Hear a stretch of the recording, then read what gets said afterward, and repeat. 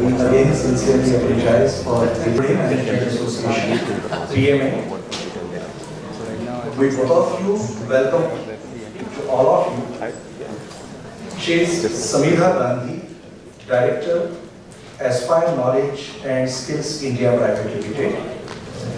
Prashant Pune, Vice President of PMA, extend a warm welcome to you all.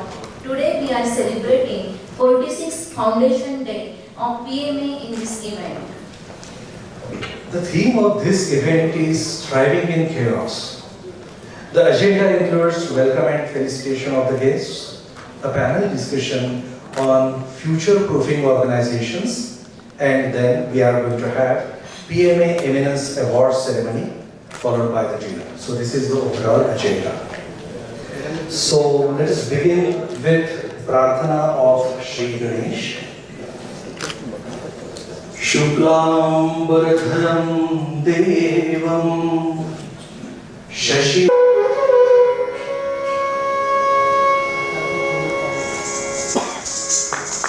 I've always seen that Agni and Prakash and all of these elements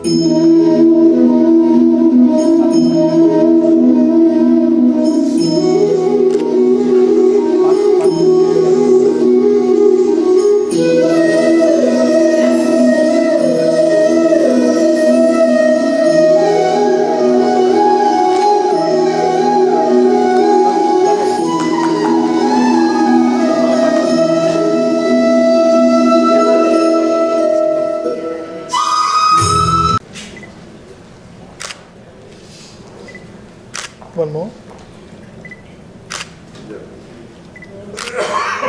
Thank you. Thank you. Well,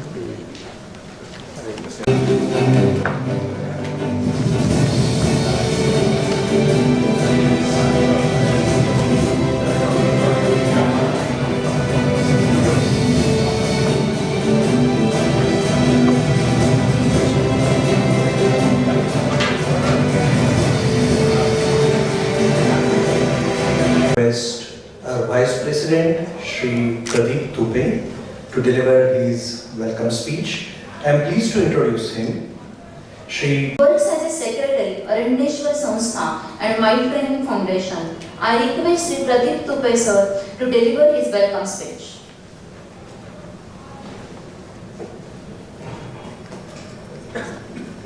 Don't worry, it's not speech, it's small formal welcome.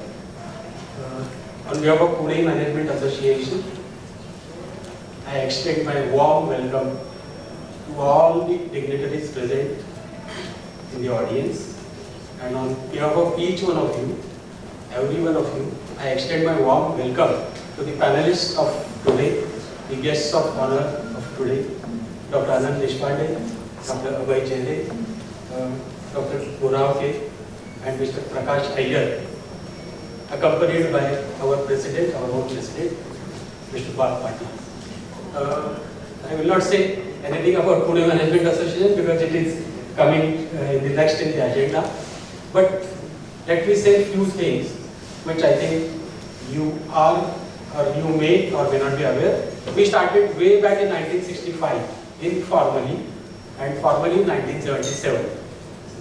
Rest of the things, Mr. Prashant, I suppose you would be covering. So once again extend my warm welcome to each one of you and hand it over back to Prashant and Samita. Thank you.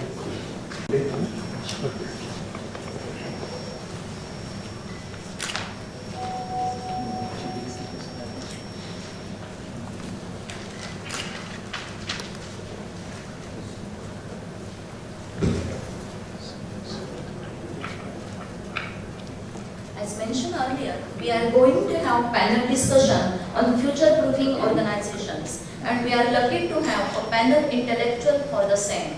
Let us felicitate the moderator for the panel discussion, Shri Prakash Iyer, motivational and keynote speaker on leadership, storytelling, winning team building and entrepreneurship.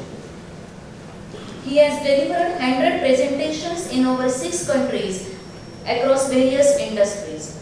He was the CEO of Kimberly, Clerk, and Executive Director of PepsiCo.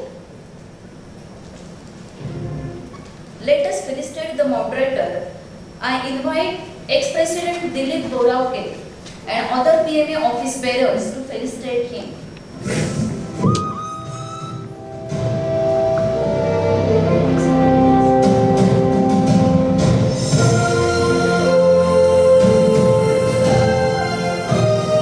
In global IT market and Pune's MNC company. I request President Bal Patil sir and other PMA office bearers to felicitate him.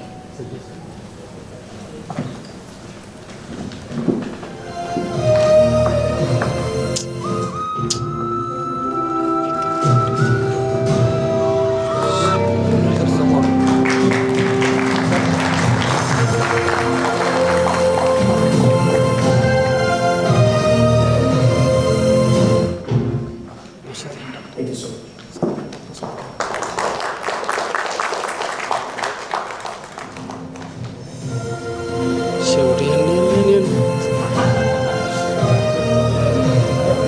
Abhay Jere, Chief Innovation Officer at Ministry of Education, Government of India. He is instrumental in conceptualizing the first of its kind, Atal Innovation Ranking Framework for ranking all education institutions on innovation achievements.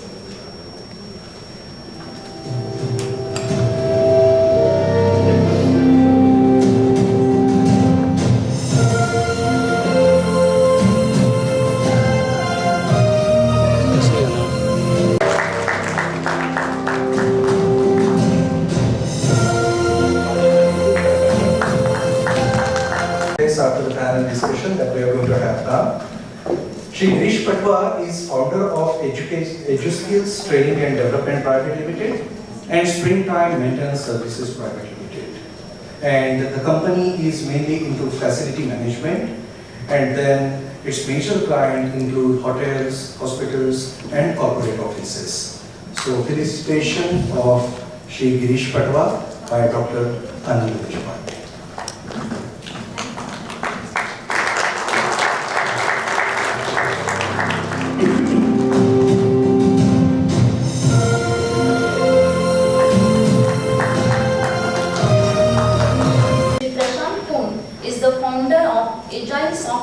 Methodologies, a company providing consulting services in lean agile implementations. He is advisor in many educational institutes, life member of Bhandarkar Institutes and studies Vedic literature.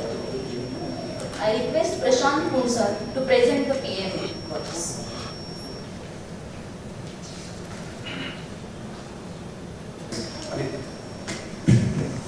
So you will not be able to read this, but then this paper shows handwritten minutes of meetings which were taken in 1965. The date is 27 February 1965, and then the minutes of meetings are signed by Shri Chandrakant Ji Kirloskar.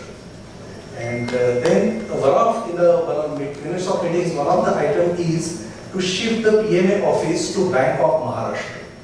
So the way he mentioned, in 1965 it all started, but then the trust was established in 1977, and then that's why we are celebrating this as 46th Foundation Day of Pune Management Association. So these are the founders of PMA, all of the industrial stalwarts, and late Padma Bhushan, Shri Shantarao Kirloskar and Chandrakant Kirloskar, and Nilakanta Kalyani, and then Mr. Vaidya and Mr. Jog.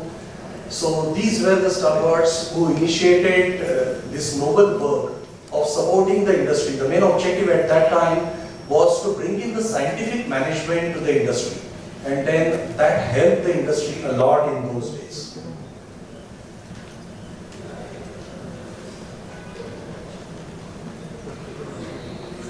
Around 2.5 years back, we constituted a vision committee and then trying to give a new look to Pune Management Association. We decided that our vision should be to become a body of knowledge in the management domain, and then to have the missions in the form of research, creation and distribution of the knowledge, enhancement of the skills and application of the best practices. The target was the industry and the individuals, that is the professionals.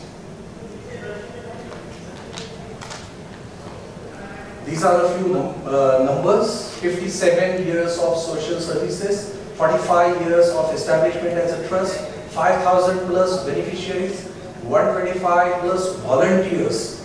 Let me just mention that all of the volunteers, they just don't expect a single pie from the Pune Management Association. All of them are directors, business owners, and then consultants, and are having very good positions in their own businesses, and then they are here just to serve the industry and at large the society. We have got 14 centers of excellence to represent different sectors in the management domain. Because as you know, the management is a vast domain. So if you want to create the body of knowledge with respect to management as such, you need to really have multiples of body of knowledge, and then that's why we have created 14 centers of excellence. The methodology that is being used internally by Pune Management Association is Lean Agile. The two terms which are now synonymous of growth for the industry. Lean, that is really very simple thing, and Agile, that is the flexibility. Later on we are going to have the panel discussion about future proofing, and I'm damn sure that the agility or the business agility in general is the crucial point over there. This is the overall structure of Pune Management Association, headed by President, and then we are having 3 Vice Presidents. Then we are having the Executive Committee. The Executive Committee members are the trustees. And then in the Executive Committee, we have got the directors of all the centers of excellence. So this is nothing but the collaboration between the trustees and the centers of excellence who are actually doing the work. We are having the leaders of every subcommittee, that is the center of excellence, in the form of director. This is the apex body of Pune Management Association Executive Committee, headed by Shri Patil as the president. These are our executive committee members. I request all of you to have the interaction with our executive committee members who are present for this on this occasion. These are the different COEs of PMA. You name the vertical of the management, and then we are having its presence in the form of center of excellence. Each center of excellence creates the body of knowledge and sustains the body of knowledge. The collective experience of all the COEs is really huge. These are the leaders of the different centers of excellence. You will be able to meet them. We are ISO certified. Recently we got the ISO certification. We have got a number of collaborations and MOUs. There are a number of like-minded organizations like PDPC and then OHR. There are a number of education institutes and business schools, engineering colleges and business schools with which we have tied up. Our objective is to bring the industry and academia together. Typically we talk about bridging between the academia and the industry. And then many of the times we have seen until the recent past that academia was keen on interacting with the industry, and perhaps there was a huge gap over there. But now there is a realization that industry needs to reach the academia. So rather than bridging the gap, etc., let us talk about the collaboration now. And we have got a separate initiative, academia and industry collaboration initiative, which we take it further. Now, we have got a number of other activities, like we have got Solapur Incubation Center. This is a part of the Smart City project of Solapur, and then this is being taken further along with PMA by Aspire, which is being led by Dr. Sanjay Gandhi, and he has put in a lot of efforts in this Solapur incubation center. There is one more interesting activity of PMA in collaboration with Aspire. This is a chain of shops of mobile repairers. So this is a kind of unorganized sector, and then whenever we reach any mobile repairing center, we get to see different kinds of rates, etc. And then many of the times we are really not very sure whether that fellow will cheat us or will really give good service or not. So this is nothing but an organization of all those mobile repairing shops being led by Aspire. Recently, we did a project at Symbiosis Open University. The project for them was a CSR project where they brought from the different engineering colleges, the underprivileged girls and boys as well. Those who have passed out from the engineering colleges but then are not really employment ready. And then this readiness is not there because of a number of issues, like there could be communication issues because perhaps they are coming from the rural areas, and there were many other issues like the exposure to the other facilities, etc. So all of them were brought together, the underprivileged sector, and then they were given the training in multiple different state-of-the-art technologies, and the employability was done. Symbiosis gave us the job of reviewing all this process, monitoring all this process, and then giving the suggestions to make the process better. So this is the project that PMA has done.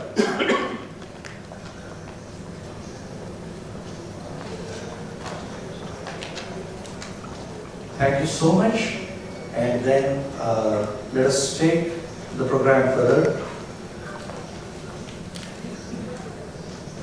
Thank you, Prashant sir, for throwing light on PMA's work to the towering personalities of Pune.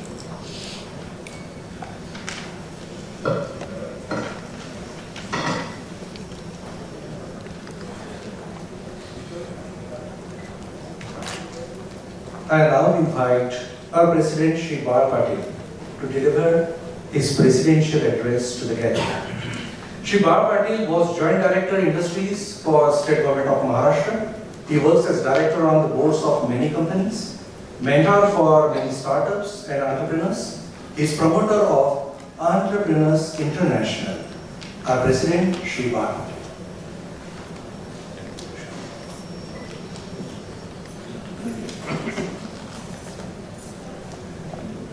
Good evening, everyone. At the outset, let me welcome our very own Steve Jobs, Dr. Anand Deshpande. I have seen his enterprise grow from a very small company into a multinational company.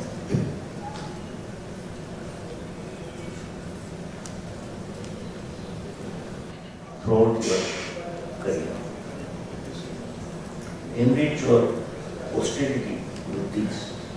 Don't take it to your career. Your support will help all the organization and Desha progress. In our Indian leadership philosophy, we have a concept called Yojaka. Yojak is a leader who is able to deploy every available and willing resource synergistically. This collective synergy is the strength of every organization. The concept is explained in a wonderful Sanskrit Subhashita, which goes like this. Namantrasya aksharam nasti, nasti mule anoshanam, ayogyo purusho nasti, yojakas tatra durlabham. There is no alphabet which cannot be used in mantra. There is no plant which cannot be used as a medicine. Similarly, in any organization, there is no man who is useless. What is lacking is the person who can use these capacities synergistically.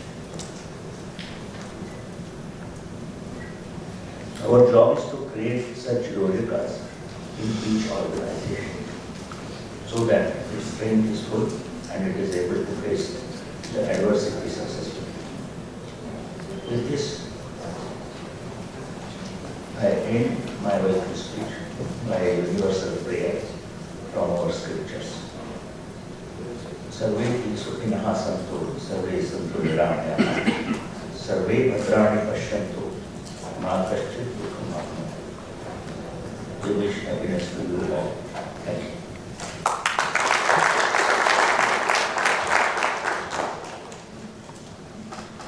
Thank you very much, sir, for setting the vision. In India. He is recipient of various state and national awards, including Sanganak Sarathi, Education Excellence Award. He was recently felicitated by Governor of Maharashtra. I request Sanjay Gandhi.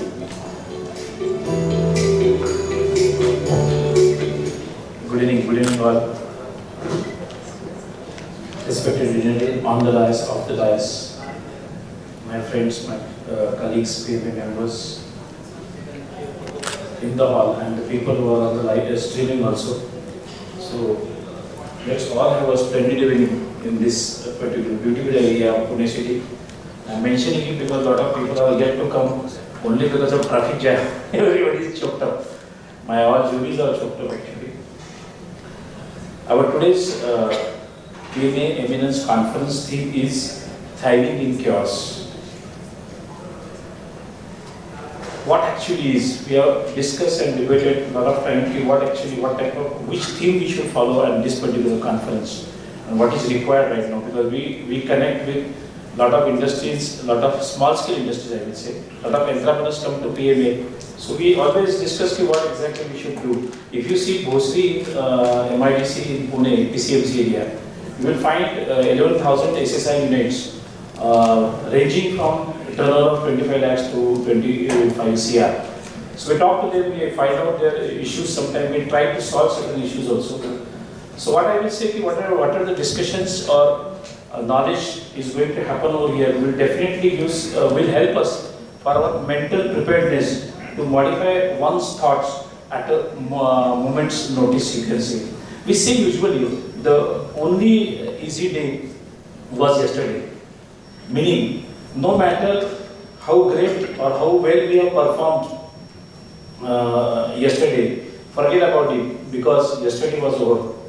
You have to adapt the new challenges, whatever challenges are coming put forward on each new day. So we have to prove our worth again and again, over and over. So that is where the entrepreneur has to work. So entrepreneurs, authorities from academics, SME sector, everyone in this hall, even corporate members, I will say sometime, have experienced this chaos in this pandemic situations in some of the parameters. So the question is how we will grow, how the organizations will go, how we will thrive. If something happens like this in future, how we will survive. So these type of questions are always there. So I will put forward some of the questions to the panel or to the thoughts which are going to happen. These questions might be fine, it is smaller also because the SME sector is over here. So those questions I have taken particularly. An entrepreneur is typically faced with always have a dilemma whether focusing on niche area and then go ahead. So because you find that immediately and want to go ahead. But sometimes there are certain entrepreneurs who operate as a generic player for a few years and for discover this niche area, try to discover this niche area. Some of the entrepreneurs have a question. How the entrepreneurs will strike a good balance between growth and profitability? Can any entrepreneur delegate customer management itself if it is on a growth plan? And what will be its consequences? Because delegating customer management on a growth plan is always sometimes risky, but still this question is there. culture, we talked a lot about culture. So what is organizational culture? What does it affect on the business growth? Does that culture pursued by the stakeholders or the people who are working in the company is same or different? Outside thinking is also important, but does it, how it become, does it helpful in sustainability of the organization, the outside thinking? Because many a times it is comes opposite sometimes, because what we are doing and what is needed by customer is different. We all have seen rise and fall of iconic brands like BlackBerry, Yahoo, Nokia, Kodak. So from this all reminds us companies can do well or well also. So really a business will become a perpetuity kind of thing. Will it be possible? There is always a confusion. Should the business should run on other people's money or by using our own funding sources? So this type of questions are there.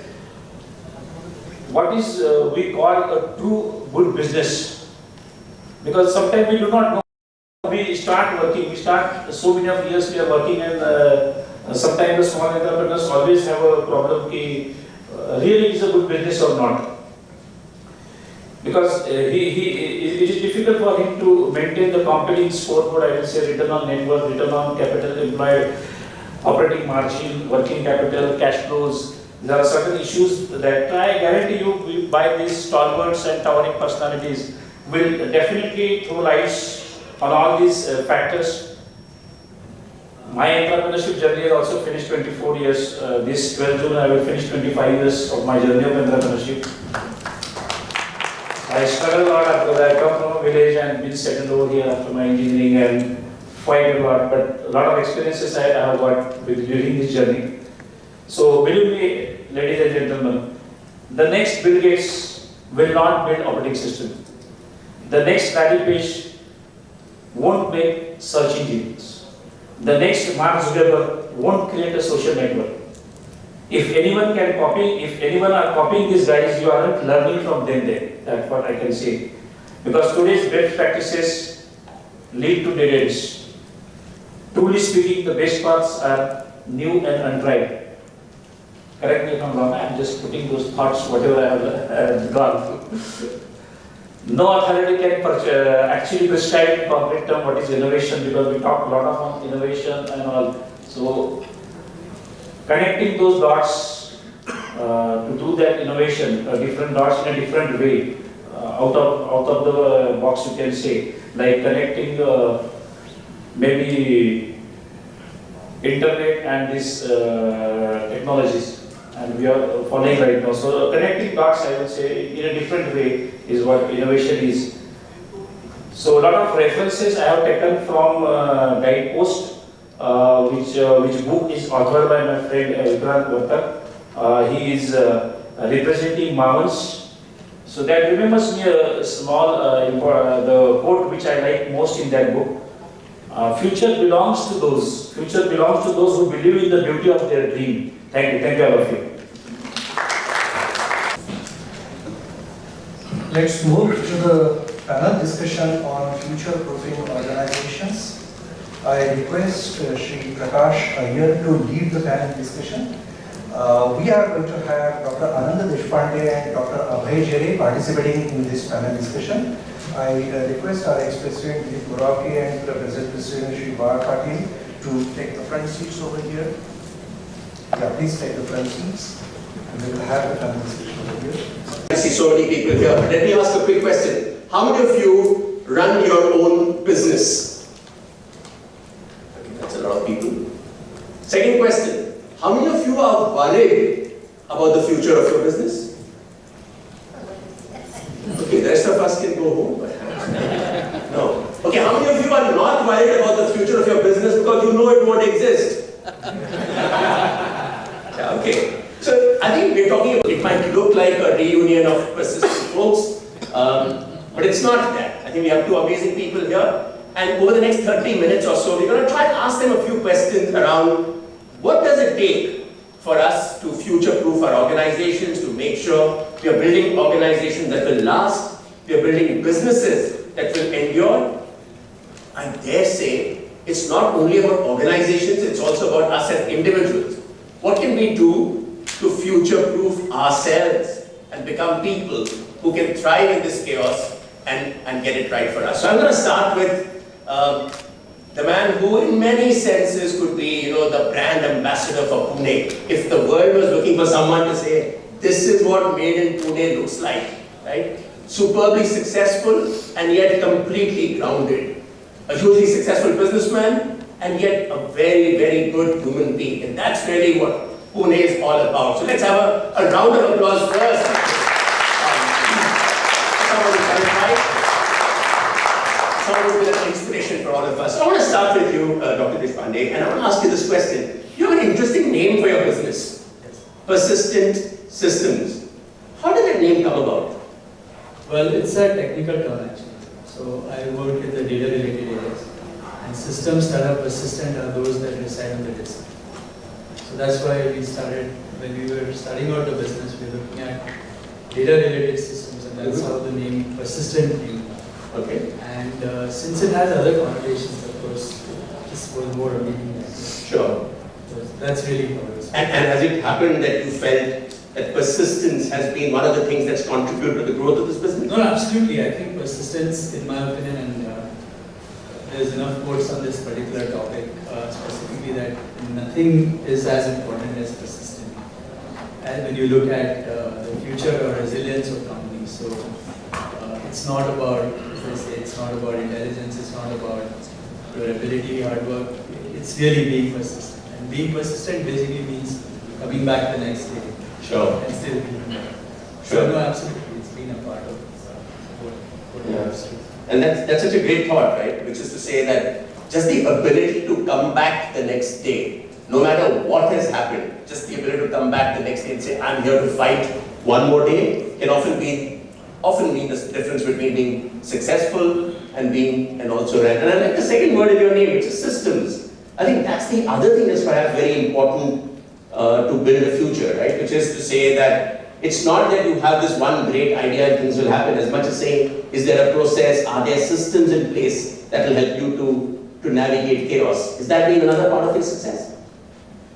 Yeah, let me sort of take this to a slightly different discussion related thing, and I've been doing a lot of work on helping companies scale and helping businesses scale and things like that.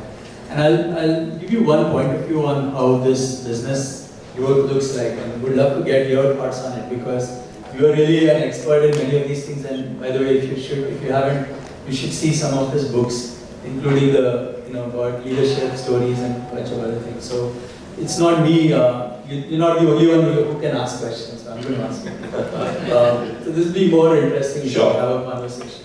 So let me give you the concept that I find most interesting, both for individual and for companies. And that I find that companies actually go through S curves in their growth rate. So companies don't just grow linearly. You start with a certain set of things, and you'll find that because you do a few things right, you'll see growth for a period of time. And then you tend to flatten out.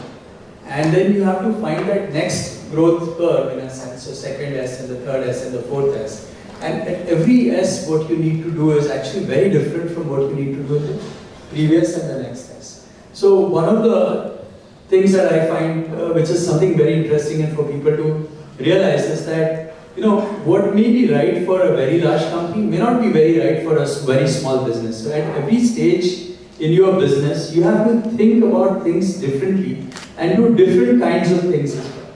And I think recognizing what stage your business is in, and then deciding what kind of steps should you do to ensure that you can be sustainable or grow is really critical. So if you're looking at businesses and saying, what is important for long-term sustainability of a business, the ability to evolve and adapt on an ongoing basis is really the key to the survival of the business. Meaning if you want to thrive in chaos, nobody knows exactly what might happen 5 years from now, 3 years from now, or even next year. So your ability to move on and keep being agile and sort of being there, and there was already a discussion on lean and agile, I think are really critical for the success of the business. So I think that would be something that I think would be relevant. And I'd like to push this onto your personal question as well, which I thought is the most relevant one in a sense. So one of the biggest things is that businesses will gain, but the CEOs or the founders or the owners of the companies also must evolve. And this is where you are an expert. So what would you think are the things that individuals should do in a way, so that we can keep pace with the changing environment and the growth of the business? This is what they call out of syllabus. This is called driving in chaos. This is called driving in chaos. No, I think it's interesting. What does it take for a CEO to have a mindset that helps you to evolve? I think it's interesting. It's good to. I've always felt that we all know that the future might be very different and that we need to change our thinking. But I think the more successful you are, the more difficult it becomes for you to try and change. We become victims of our past.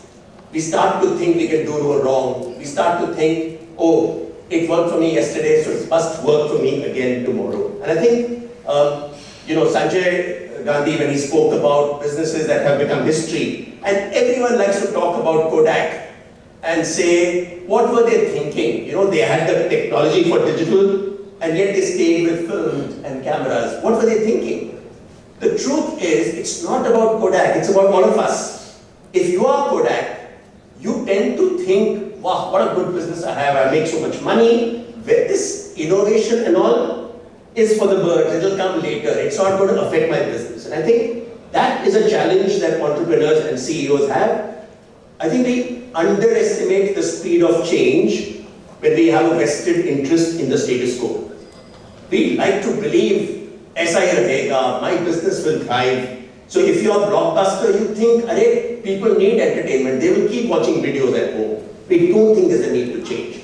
So maybe that is something that's a big challenge for CEOs in terms of just thinking that, hey, change will happen faster and I need to find new solutions. What has worked for me yesterday may not work for me tomorrow. Maybe that's critical. I don't know. I think let's get Abhay involved in this. I think he's the innovation guy. Right? Absolutely. So we should ask him, so what are those things that you see in the future that we all need to be innovative about? So, when we are talking about the future, everyone is talking about now the way gig economy is evolving. And when we are talking about gig economy, because I work for Ministry of Education, I work with youngsters, I work with colleges. There is a lot of change which needs to happen.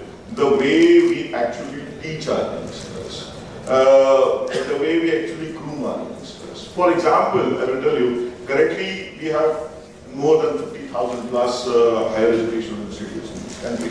But if you really look at the employability, is somewhere between 2% to 3%. Even with technical education, we have more than about 10,000 plus educational institutes, about 80 lakh students actually at any given time going just doing technology in this country.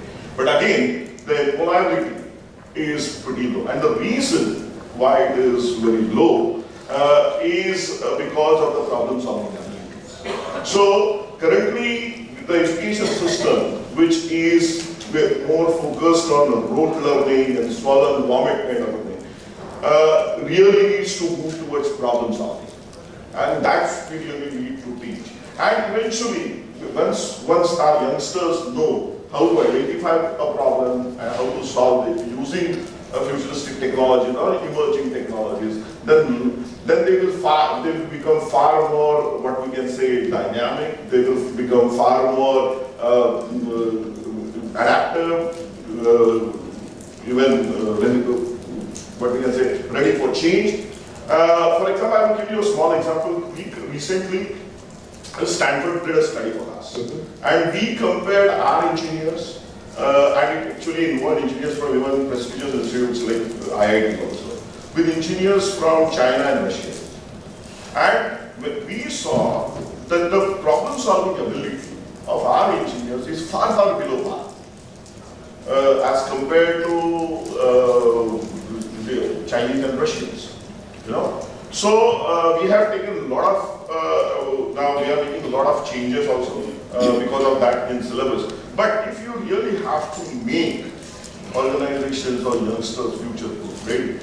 We really need to ensure that we change the way they learn and we inculcate the habit of lifelong learning within them, apart from actually changing the actual content also. And that's what we are really doing, and pushing them to think continuously out of box, try to innovate as much as possible.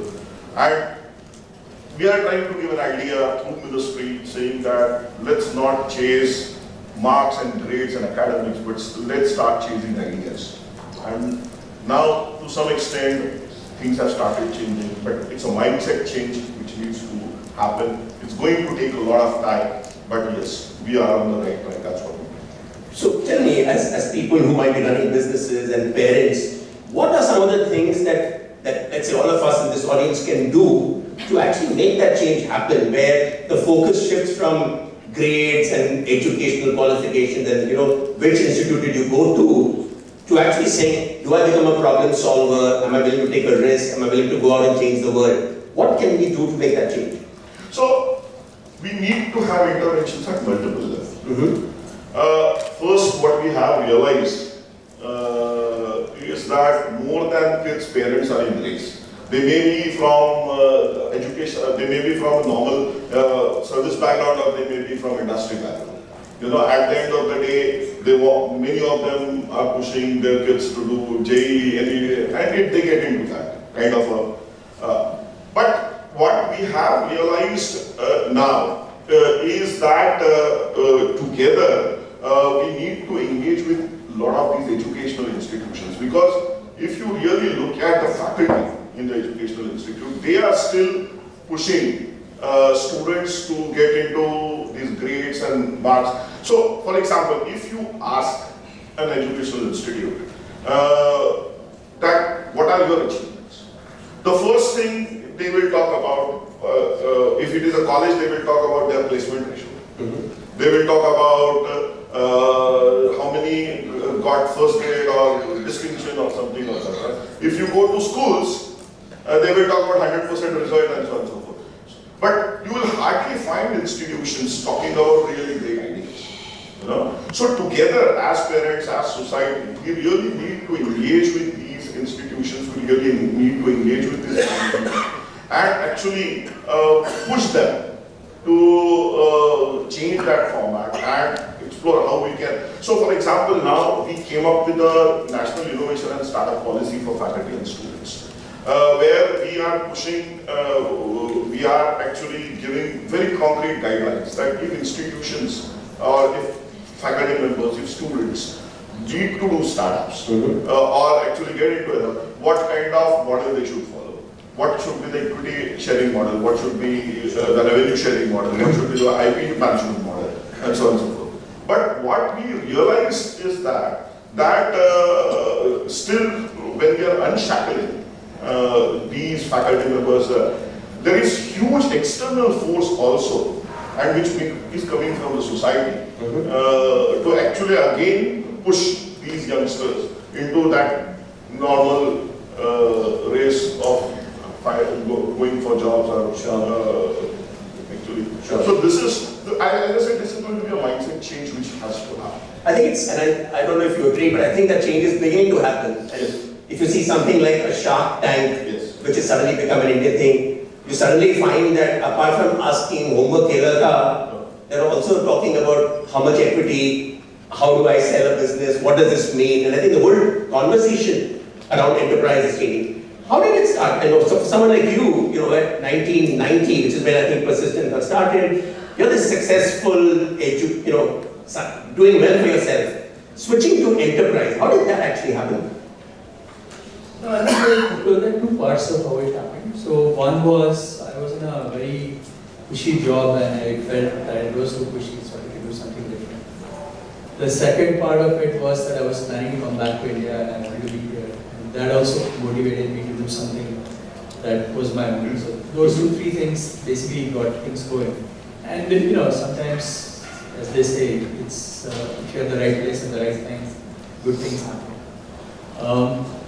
Though I must add one more thing, that most of the time when you are at the right place, you don't know that you're there. Yeah. So So we see a lot of people who were around at the right place, but they just kept moving on. I just stayed on. That's probably part of the reason of how it goes through. Because the early days were pretty difficult actually. The early 90s when I started business software, IT tech was not a very common thing. We had many difficulties investing in the professor. No, Dr. Patel knows me partly because we used to harass him for all the things that he needed. Because doing business from India was really, really hard. Yeah. And just sticking it out can actually help you to get it right. I must say I was very fortunate, So I've been part of so we were one of the earliest companies in the software technology part. We were the first company set up in STP. And that was the first STP in India. We were also the first company to have exported any software from any STP in India. STP was one of the schemes before us. Of course, there were other schemes that were there which were part of the Department of Commerce and a bunch of other things. But we were one of the first ones to be set up in STP. So we were one of the early years. And I must say I was fortunate to see the 32 years of the tech industry when I started business. Total India export would have been about $50 million to $60 million. Today we are at 230 billion or some ridiculously large numbers. So it's been a very fun ride, is what I would say. And most of us only know the fun ride part of it. So I want you to talk to us about maybe a time in this last 32 years when things look bad, maybe you were under pressure, maybe you were not sure of what the future might hold. Tell us about what actually happened and what was the thinking that helped you to kind of thrive in that chaos or overcome the adversity and get to where you are. So let me use two examples, Yeah. and I'll tell you two things that I did around those periods, which may be relevant to this crowd. So rather than just telling you what happened in the good periods. So I'm going to focus on 2001. This was we were about 125 people at that time. Most of Indian companies around that time were focused on Y2K. We stayed focused on working with the software product companies. So that was my background. I knew people in the product industry. And we were building software products for Bay Area, Silicon Valley companies. So the group that was most badly affected by the dot-com. So many of our customers just got completely shut down in a very short notice. I remember one example.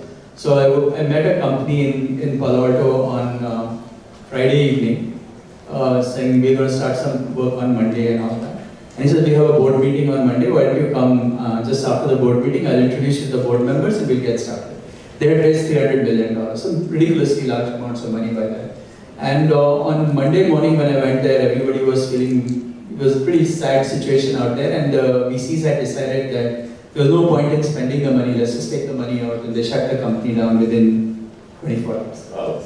Okay, so things like this were starting to happen, and again, I'm just warning this here because just last week, the Sequoia guys have sent out a whole bunch of nasty mails about how we may be heading into a similar situation. So this is one example of what happened. So now the question is that this started to happen, of course, when you go down and the market is slow and all of that stuff, there's a limit to what you can do. So after the market started to come back up, all of a sudden, lots of companies were all over the place. Everybody started to talk about IT and everywhere. And we were still a very small company as compared to the TCSs and everyone else that was there.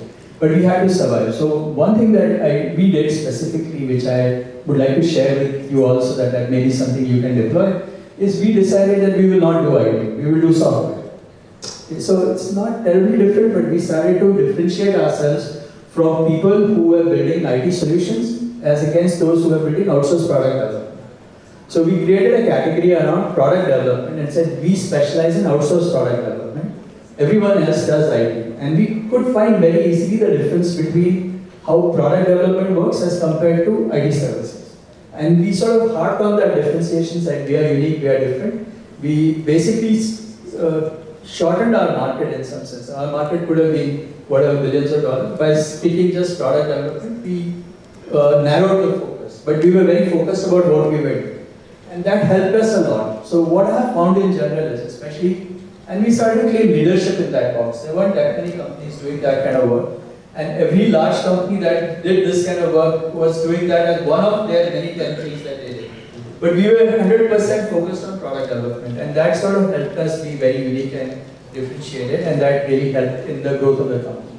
So the lesson I want to share here with all of you is that, and this was one question that Sanjay also asked in his thing, does it help to be unique? Does it help to be focused, or should you be doing many things at the same time? So I somehow believe the following, that small businesses have to, see, every business to be successful has to be a leader. It's a leader-take-all market in general. If you're not a leader, nobody cares about you. Now if you're running, let's say, a 10 crore company and you want to be a leader, how do you become a leader when you're running a 10 crore company? So that's the key question that all of us need to ask and answer. So the reality is that when you say you are a leader in the context of a market. So the key to success is not about what you do, but to define the market so that you can be the leader. So if I'm a 10 crore business, I should be defining a market which is no more than 50 crores. So that at 10 crores, I'm still 20% of the market, and I can claim leadership in that market. So I think that is the key, and I suggest, and I've tried this out with many small businesses as part of the workshops I do. And I found that if you as a small business are able to clearly articulate what is the 5x market of your market. So if I'm running because you want to be 20% market share to be a leader in any market. So defining the market is the key to success for small businesses rather than focus just on the product. So I'm doing certain thing in the context of the market, and hence I'm a leader in that market. So I'll give you another story relating to this. We had a show at Las Vegas, and there was a magician who came and he said, I'm the best magician at my price point. Okay, very important. You can go to Las Vegas and blow a lot of money getting a magician. But this guy said, this is really what it is. So really you have to pick your focus and market, and you have to be a leader. And I have found tremendous success because once you know the market you're going after, you know exactly what you're going after, and then it's much easier to go after that market. So that's one lesson I wanted to share from my first crisis that I saw in 2001 when it looked really grim, and there was a tendency, okay, let's me do this or that. And sometimes what happens in this situation, you feel like you don't have enough things to sell. So being narrower is much better in that context. I'll just share one more example which is slightly different from 2008 crisis. So in 2008, what happened was again something similar. All of a sudden, market just went down very sharply in September 2008, Lehman and everything else, and global financial crisis, and we could see the difference happening. It just felt good 1 week, and then it just went down 2 weeks after. And one of the lessons I learned, this was an advice I got from previous one as well, and we followed a formula pretty much. The reality is when the market starts to go bad, so we sort of decided that we must go and engage with all the CEOs or all the people and our customers. So there's no point, the market is tough, you can't just go find new customers. It's pretty hard to find new customers in tough markets. So what you want to do is to make sure you strengthen your relationships with existing customers during a tough market. So when the market comes back up, these people will land in some place or the other, and they'll bring you along with you.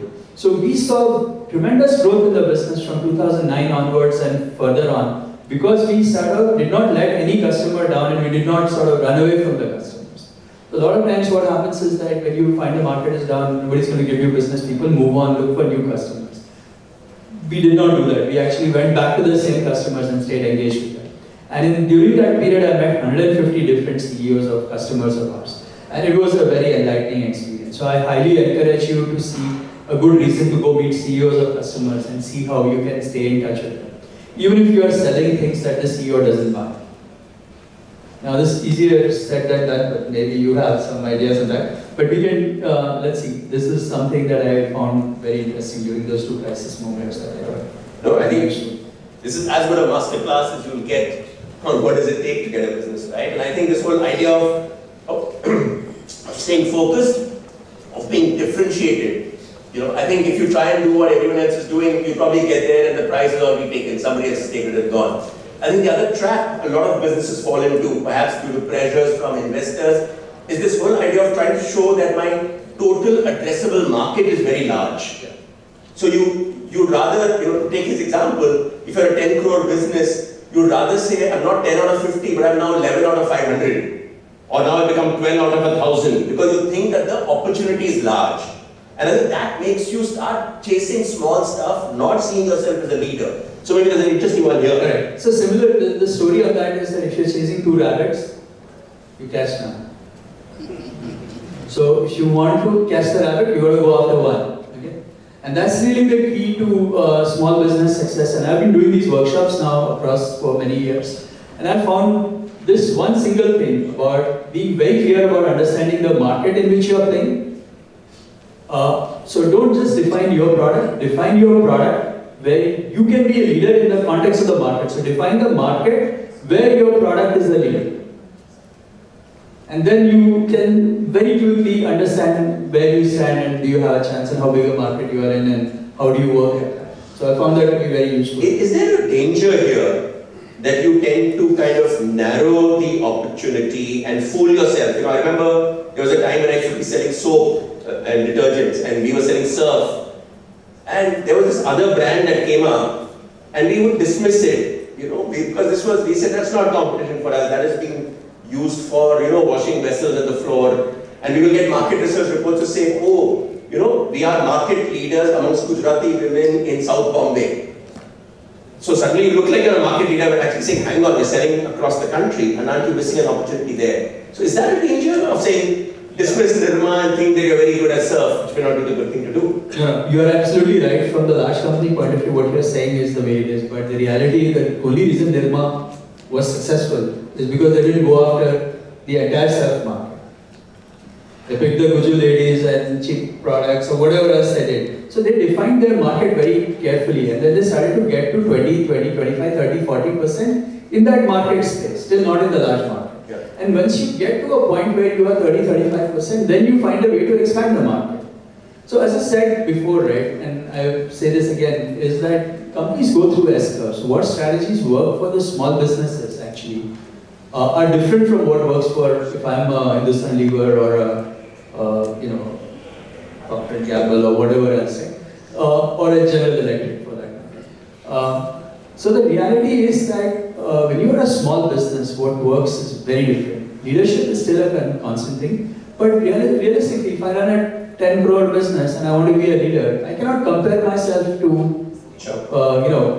let me give you another example. So this is regarding, so I'll give the reason and how it helps to be differentiated and focused. So I did one workshop in Pune some years back, and there was a guy who was, he's a travel agent. So he's selling travel agencies. Hundreds of travel agents all over the place. So yeah, he's one of them. He said, well, make some money, it's whatever. So I said, no, you got to find a differentiation. So he found a differentiation where he started to be the travel agency fulfilling US universities, sending students to India on study trips. So how focused can it get? And in 2 years' time, this guy was a completely different business altogether. Because he is now doing inbound travels, US to India. He's not selling travel tickets anymore. He's selling an experience to the US universities who want one person who would give them the buses, the routes, who else should they meet, what should they do. Oh, I'm coming in from culture studies, so these are the universities I should go visit. I should go to both Gaya, Banaras, all that stuff, right? So he completely transformed his business from being a travel agent, one of thousands, to being very specialized. Now, what else does this do for him? He knows exactly who his customers are likely to be. Every university who has an outbound India desk, who sends students to India for study tours, that's his customer base. And now, what is my pricing now? It is not related to what my travel ticket was. Yep. So there is enough examples of things that I've seen in the workshops I've done where people have succeeded because they were able to pick a box that they could win. Okay, finally, you want to be a winning business, not just a business. You use that title very often. No, I think it's a great thought, and maybe for all of us, even as you go home tonight, you should ask yourself the question, what's that niche that I can own? What's that niche that I can define and own for myself? And say I can be as big. Own in the context, right? So you define the market as well. And this is sort of where, the large companies they can define the full market. So if somebody is doing this, he picked a niche in that format. Somebody else I know said, okay, I'll work only in this region. Yep. Geography is another niche that people can use. And there are many examples of them. They do uniqueness of products. So there are, if you look at some of these India products that have slowly grown, like paperboard and many others, you'll find that they pick very small slivers of focused mindset, whatever, mind share. And they started from that. And then of course, once you get that, you get to the next level. And that's really the game. But where I find a lot of people, especially VCs and others, oh, it's $1 billion market. Everyone needs a chartered accountant. Yeah, everyone needs a chartered accountant. Everyone needs to file tax service. Why is somebody going to come to you? Yeah. That's the key. Interesting. Dr. Jere, as you listen to all of this, and as someone who's made innovation, as something that's so close to your heart, tell us, from whatever you've done, the work you've done in innovation, what can organizations like these do to foster a culture of innovation? And what does it mean for them? I mean, innovation is one of those things that everybody says, karna chahiye, but not everyone is sure of what does it actually mean to innovate. Tell us. So this problem which you are talking about, innovation, when people are sitting on dais, they use these buzzwords, innovation and entrepreneurship. And I have seen this happening across the country. Especially when we go to these educational conferences where a lot of these vice chancellors and those kind of people sitting there, they talk about big things and we are doing this and that. But if you talk to them in private, the approach towards innovation is pretty fragmented in a sense. And that is the reason we actually started an initiative called as IICs, Institutional Innovation Councils. And currently we just handhold institutions in a very systematic fashion. So that, and we are giving them these IICs, these are virtual bodies in colleges, in institutions. And we actually give them tasks to do on every 15 days or fortnightly basis or a monthly basis. And we are telling them that if you do these tasks, which we are giving them the way we are telling you to do, then we will ensure that the culture of innovation will get established, sustainably established in your institution. So till date, for last 3 years, we are working on these councils, and I'm very happy to share that more than 70,000 plus innovation entrepreneurship related initiatives have happened, and we have touched about 1 CR plus students. And to answer your question, and what these kind of the crowd, I would really request them to be part of mentoring, because what we are really seeing in these institutions, because large number of institutions are now coming up with incubators to actually nurture businesses. But the mentoring part is completely missing. They don't know with whom they should collaborate, with whom they should approach to actually take their ideas forward. Because usually technical or non-technical institutions which we deal with, they start with an idea which is more technology centric, which is, and then they know how to build that first 1.2 kind of a product. But that product is, there is no design element to it, there is no miniaturization, ergonomics, and those kind of the design aspects of it. It's completely missing, and that's where the experts from industry and also from actually development perspective, and apart from that, building that startup, looking at the business plan, actually helping them grow. So those kind of engagements are extremely critical, and large number of institutions now are actually looking for such kind of people to work with them. And we have, through our policy, we have given the mandate where people who are supporting can actually hold equities. And we have given norms also how they can hold equities in some of these student or faculty related startups. So if that kind of engagement can happen and these associations can actually work, because even when I was going through the presentation, we talk about these industry academia interactions, and a lot of MOUs get signed, but MOUs just remain MOUs. They actually don't move forward. So, and that has been, because now as AICTE or as Ministry of Education we mandate कि बाबा आपके colleges के 10 MOUs industry associations के साथ होने चाहिए. So they just do that check mark because they have to get approvals. Otherwise next year they will get 0 admission because they are not doing. So many of these are just check mark kind of things.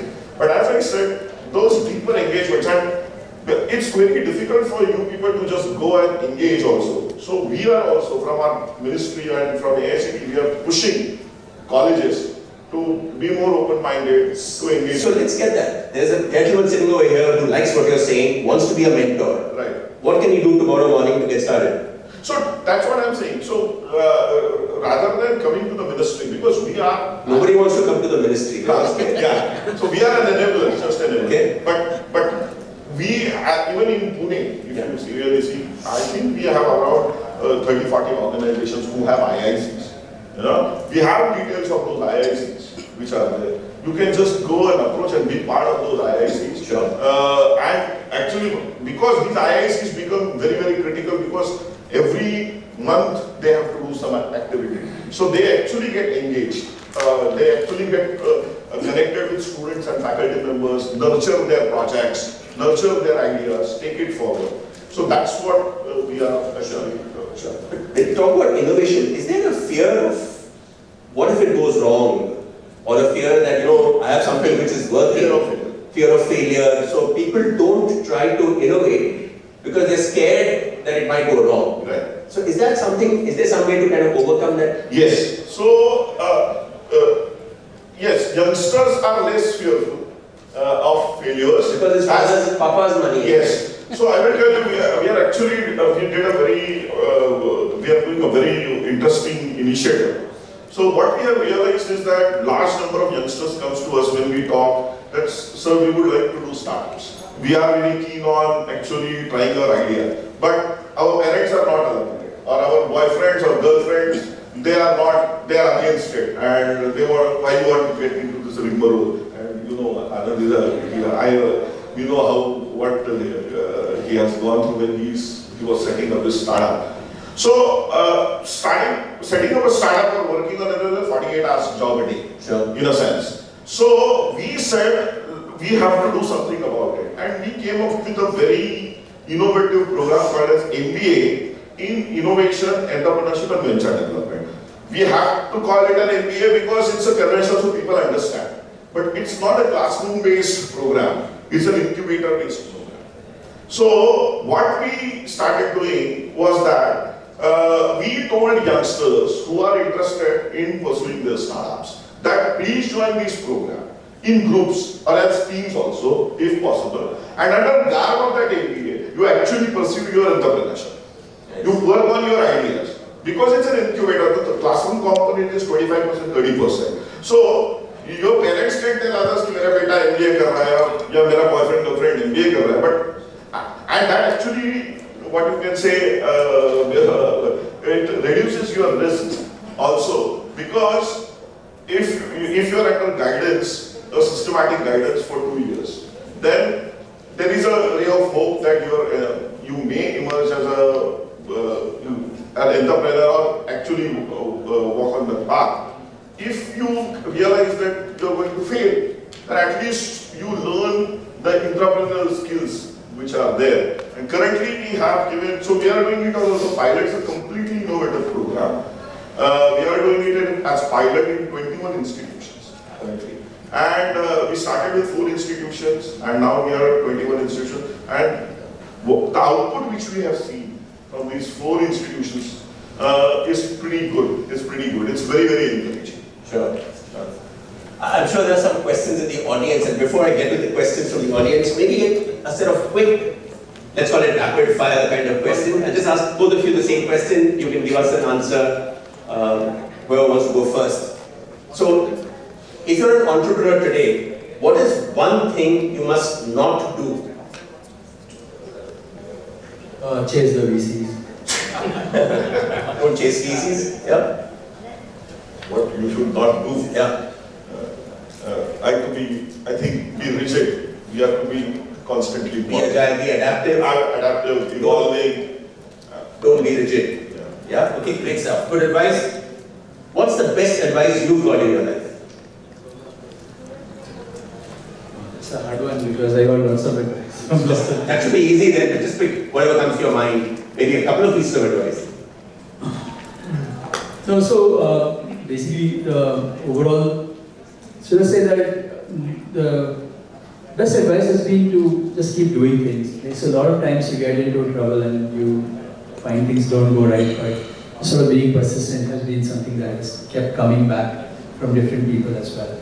And yeah, I mean that's would be the sort of advice that I would give. Sure. Good advice to be persistent. I believe there was, I forget who it was it Winston Churchill, who went to school apparently, and the kids asked him, what's the secret of success in life? And he said, 7 words, never give up. Never, never give up.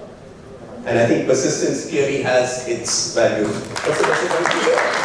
So, you are listening to Anand, and the good Anand, the most luckiest thing is that I got opportunity to work with him very closely for about 10 years, 12 years now. So whenever I am in trouble, I actually go to him, and I have received multiple advice from him.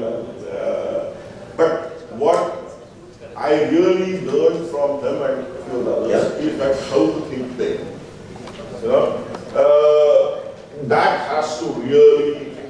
Many times it happens is that we are not allowing ourselves. We get shackled by our own constraints. We are not ready to break shackles. So the advice which I got is, don't worry about what is around, just think big, and then you will be able to find out. That's great advice. Yeah. And I think it's interesting for me that Anand talked about, how it's important to focus narrow, be specific, right? And you do that and you think big. And I think there was a question raised earlier, should you focus on growth, revenue growth, or profit? I think, you got to do both. You got to do both. And I think it's a cop-out. So it's not to say that you should do either this or that. I think successful organizations, successful businesses realize it's not about or, it's about and. And the only or that can work for you is the Hindi word, or. That's the only way I think it can work for you. So I think that's probably a great way to do it. Something I liked about Abhay was that his LinkedIn profile says he's a proud Punekar. Okay? And I said, finally there is something we have in common. For someone who's a scientist and all that, I said, yeah, I can relate to that. So I want to ask a question for both of you. What's that one thing that is special about Pune? Maybe something that's taught you, that Pune has taught you, Pune has inspired you, Pune has done something that has made a difference to who you are. Yes. So I have been traveling, and I am in Delhi. You know what kind of culture. So Pune culture, Varan Bhat culture, which is there. I really like it. We are very grounded, Pune people. We don't really, we don't talk big things and all those things, but we do what needs to be done. And that kind of culture I really, really like. And because I've grown up in Pate, so Narayanpet Sarajpet, I am. So that kind of a middle class Varan Bhat culture I really like. Sorry. We love that. We all love that. Well, I've lived in Pune only after 90 actually. And I like the fact that Pune has been very welcoming and a very supportive city. And I like being where I am now. Yeah. And I remember someone asked you a question once about, do you think you would have been successful faster if you were in Bangalore instead of Pune? It's a hard question to answer because when we were starting out, I did have another colleague who was trying to push me to go to Bangalore. But somehow we had family discussions and we decided we have to make it, we'll make it here as well. So, yeah. I want to end with that question that Sanjay Gandhi had, which was, what makes a business a good business? I think he said something about what is a good business. And I thought he should have been sitting over here because he had better questions than mine. So I said, let me copy that at least. So what makes a business a good business? So for me, because I also represent government, so for me, when I am looking at businesses and when I am interacting with a lot of businessmen, what I really see is that I really don't like when profit is the only motive. So eventually, even when we are talking, profit should be the motive.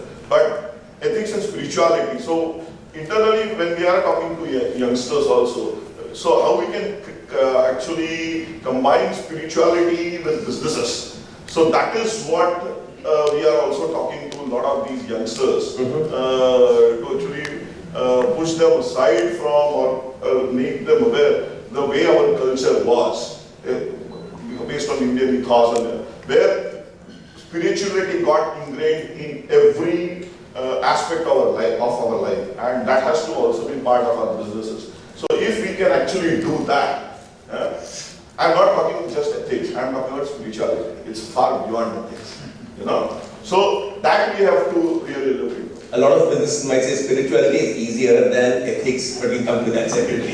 Yeah. No? I think it's to do with enduringly doing good. Enduringly doing good. Yeah. As a good business. If it's a good business, and it should be enduring and it should do good. Yeah. Enduring, do good. I think that's a terrific combination. Any quick questions to, yeah, I can see a few hands going up, so if you can get a mic very quickly across. Keep your questions short. Make a question. Go for it. Hello everyone, I am Vikrant Varkar. I run a co-working space called The Senate. My question is to Anand. Anand, what is your view around being diversified, particularly in the context of the panel discussion theme, future-proofing organizations? Because during what the last 30 months have shown us, that if you are a co-working space player or a travel company or an airlines company or a restaurateur, then you had it. Your sole dependence on one single business. See, I somehow see trying to do three things at the same time is very difficult for small business. So I know there are some days when you get the wrong situation, but I think there is no alternative to you have no option. And again, I wouldn't say this is right for someone who is a very large business who can afford to do many things, who has a management team to do. You see, the biggest constraint that small businesses have is management bandwidth. And if you have the management bandwidth to diversify, you should. But if diversification is going to distribute your bandwidth into areas that is not relevant, then it's a much harder. You will not survive in any of those areas. So Anand, if you derive some learning out of last 30 months, two strong, stable businesses, is that a good idea that an entrepreneur should over a period of time start working upon? Somehow I find that very hard to do. It's nice to say, but very hard to do. What is your? I think sometimes having two strong legs is better than trying to get a walking stick very quickly. I think we very often tend, when you're struggling or when things are not going well, we start thinking that more is better. And every new business looks like a great idea and suddenly feels like a solution to all your problems.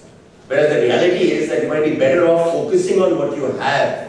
And I like the point that was made earlier, that the biggest mistake we make, and I think we all see it as customers. If you're a bank customer, like all of us are, I think I hate the fact that everybody seems to be running after new customers and trying to lure people to their business with total disregard for their old customers. And I think we would have done far more for them if they had taken care of me than those new customers that they are chasing. So I think this is true in life, and the neighbor's wife story, etc., etc. We all need to be careful. Yeah. Take care of what you have. Is it a good idea? Yep, there's a question at the back. Yep. Good evening, all. My name is Ajit Chipteri. The question is to Dr. Anand Deshpande. Today, whatever business success and all those things we say, we still bulge under the cost pressures because there is no single business where there is no competition.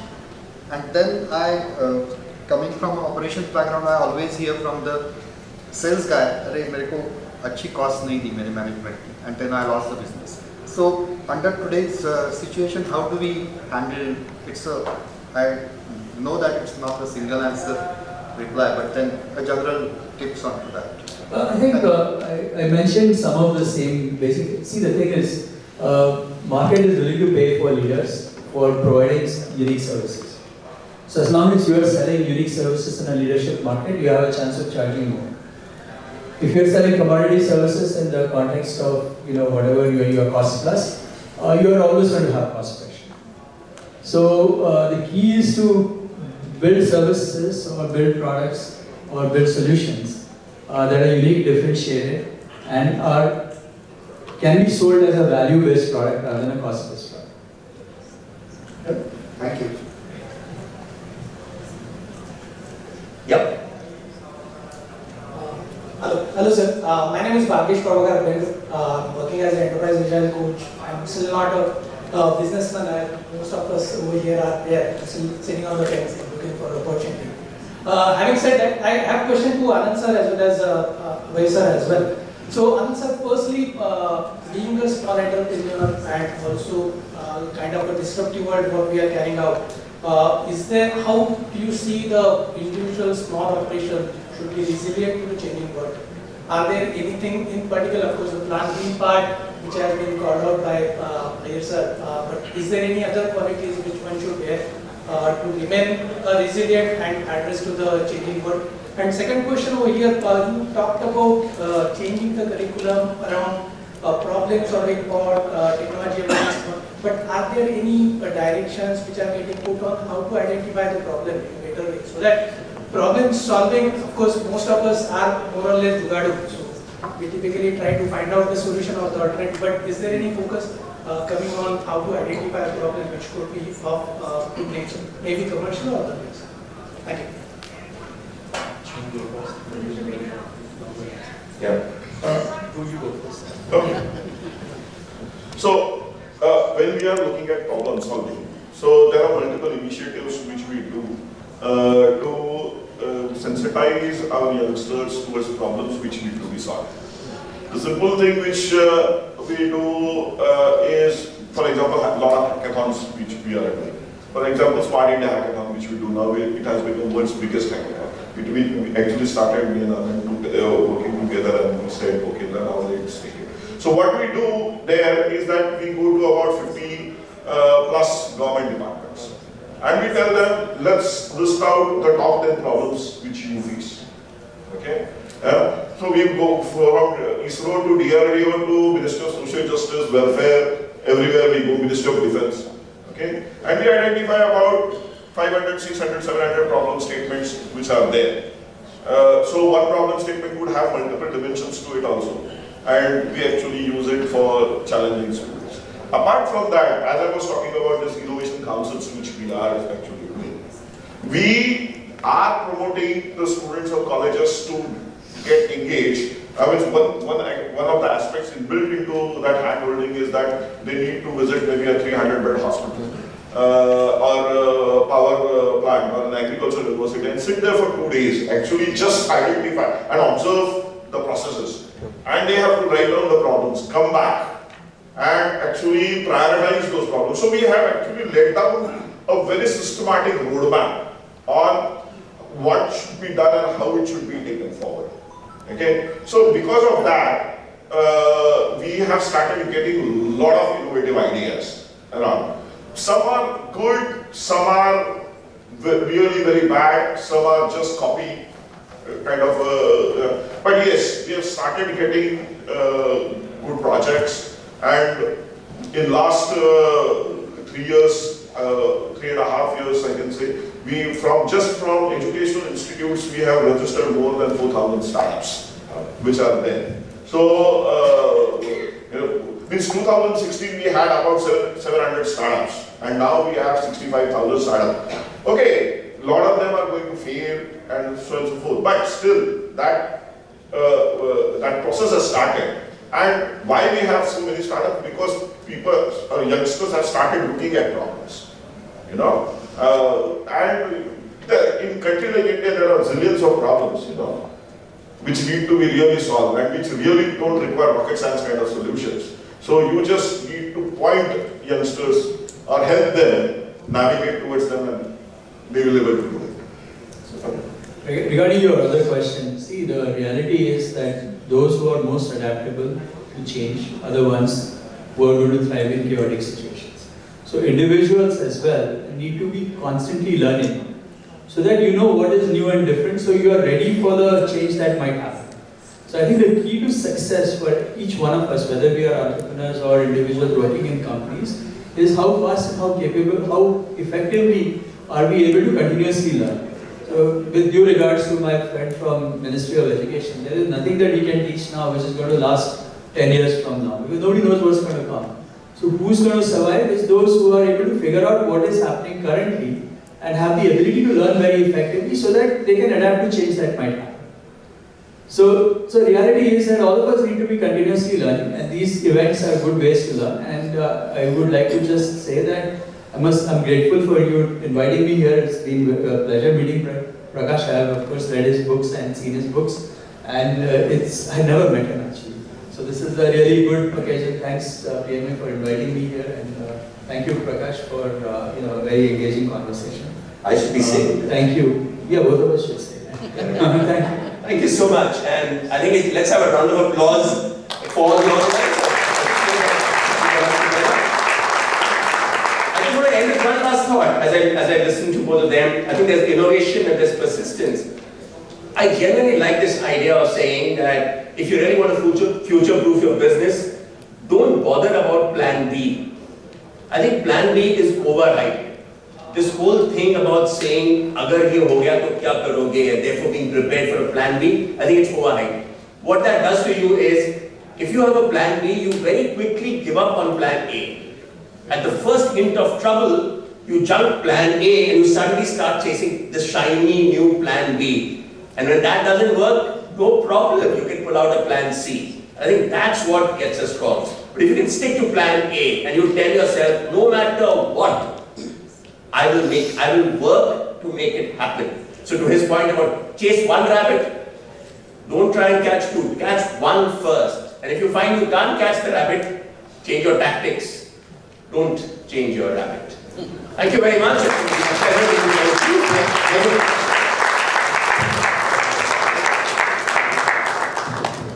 Thank you so much.